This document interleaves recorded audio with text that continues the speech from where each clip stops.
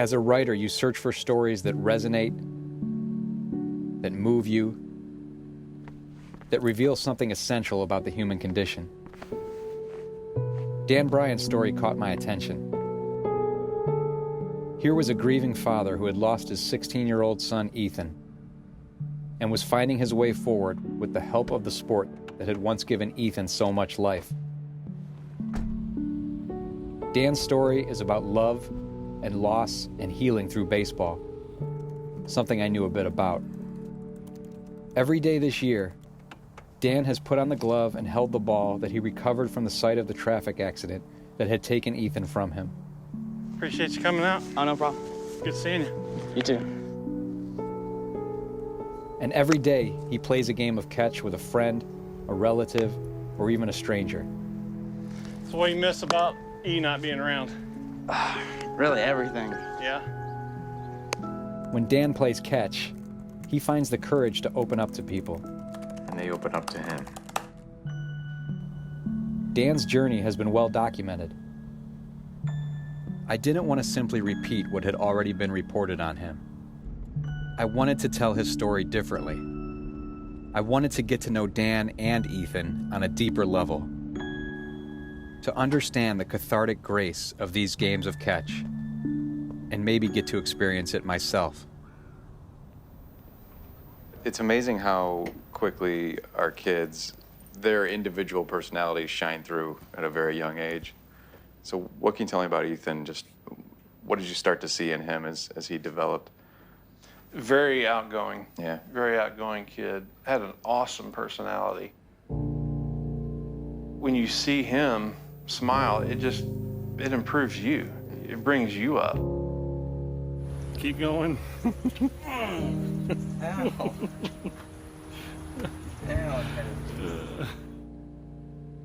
Let's talk about baseball. He was a Cardinals fan, obviously. Oh, yeah. Being a left-handed hitter, he kind of attached to Carpenter when he was in St. Louis. But also, you know, he liked Molina and Pujols. Just recent, before he passed, you know, we were there at a game together. Did he talk about his dreams, his goals, his baseball dreams? I mean, I talked to him about the future. I mean, I have a dream to go pro, and I'm sure he did too. And it would have been cool to see how far we both could have gone. His last season that he played, he was absolutely on fire. They just could not get him out. Didn't matter where the ball was pitched. He was hitting in a gap somewhere.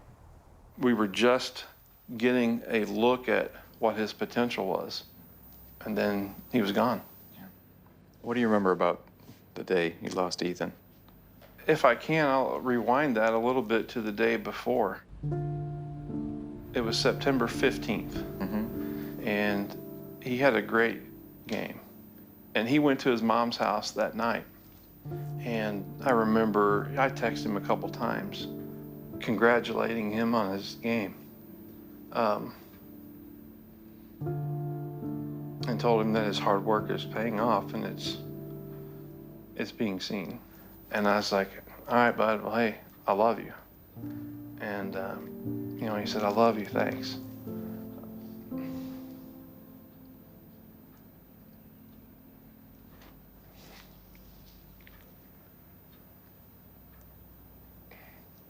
That was our last conversation. Ethan had just turned 16, had just received his driver's license. For a teenager, that means a new freedom. For a parent, that means a new fear. Dan's worst nightmare was realized on September 16th, 2020, when Ethan got into a fatal car accident. I drove right up to the scene, and I remember throwing the truck in park, and they covered his body with a sheet. For more than a year after Ethan's death, Dan was sad, angry, and insulated. Then he picked up a book sent to him by an author who, in a cosmic coincidence, bears the name Ethan Bryan. A Year of Playing Catch by Ethan D. Bryan documented the author's journey of interpersonal transformation. Dan read the book around the holidays in 2021 and decided to devote 2022 to his own daily games of catch. because baseball was so important in his life and it was such a connective tissue for you and him, what do you think Ethan would have thought of this project? He would have thought it's a pretty interesting way to connect people.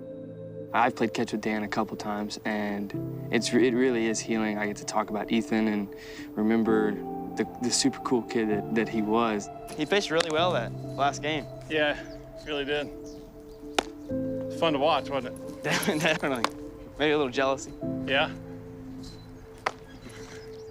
You know, people are saying, you know, whatever I need to do, if I need to come to you, I'm gonna make it happen. I just want to be a part of this. Thanks. Good seeing you. You too. All right, we'll see you later. Be careful. See you. Thank you. Well, Dan, I think my last question is, do you want to play catch? I've been waiting for it. Let's do it. Before I made this trip to Missouri, I knew so much about Dan's story, but I didn't really know the man. Haven't done this in quite a while. Really? How long has it been? Years. In the time we spent together at his home, he graciously opened up to me.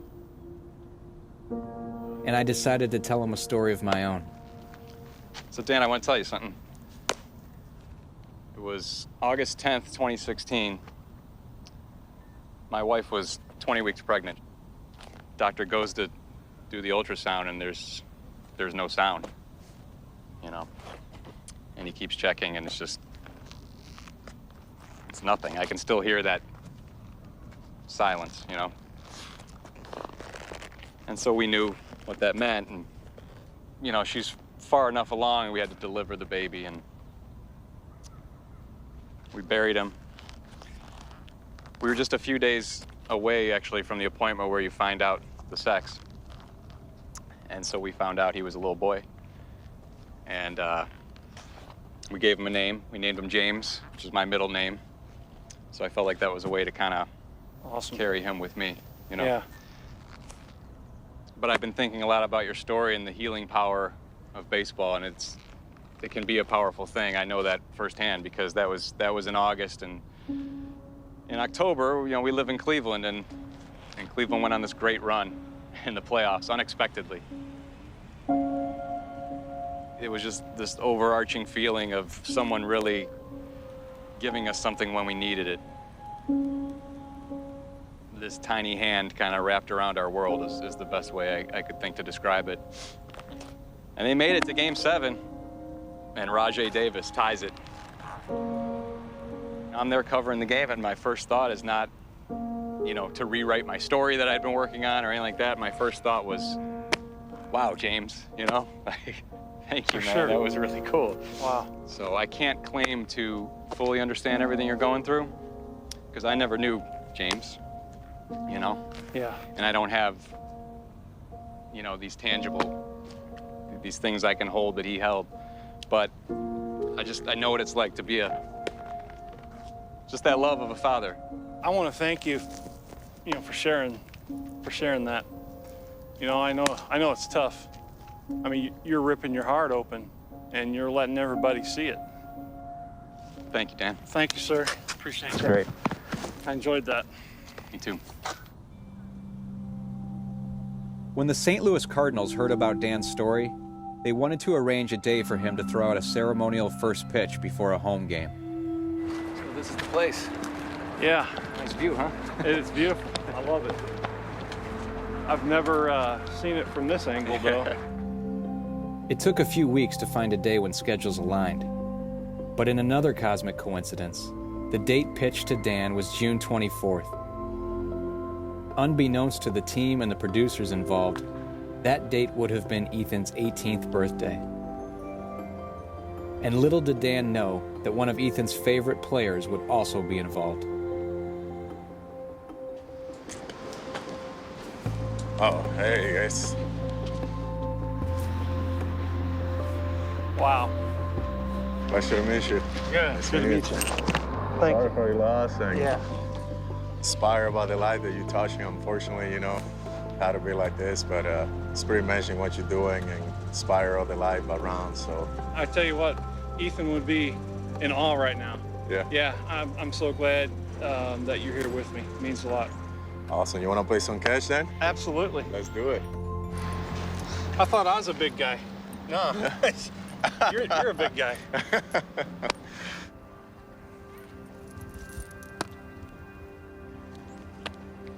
That's a pretty good form that you have in there. It should be after all these catches. What's your first memory of baseball as a young boy? Well, I was like about 5 or 6 years old, following my dad around. He used to play softball, so I used to take his glove, and he used to give me, you know, like between games, he used to give me ground balls and play catch with him too. So, yeah, really young. Start really young. Hey, I got something for you. Yeah. I've had mine on ever since Ethan passed away. It's a bracelet that his classmates put together for everybody. That's awesome. Well, thank you so much. Thank you for letting me be part of it. Yeah. It's an honor, blessing. Yeah, So thank you. appreciate it. You good for another hug, my friend? Yeah, buddy. Of course. Thank you, Bless sir. buddy. Appreciate Yeah. it. Thank you. Enjoy the game tonight. I will. And don't bounce the ball if you throw in the first pitch. I think you have plenty warm-up by now. Yeah. And no pressure, right? Yeah, no pressure.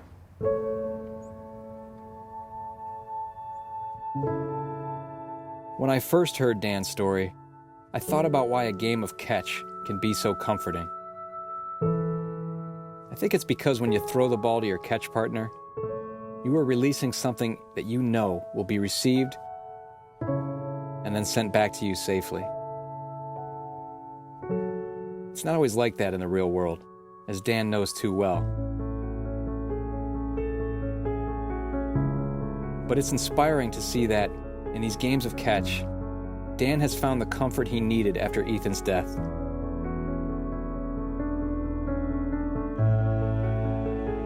He'll never get to hold his son again. But when he holds that ball, he holds a piece of Ethan. And when he lets it go, when he puts his heart out there, he knows someone will be there to catch it.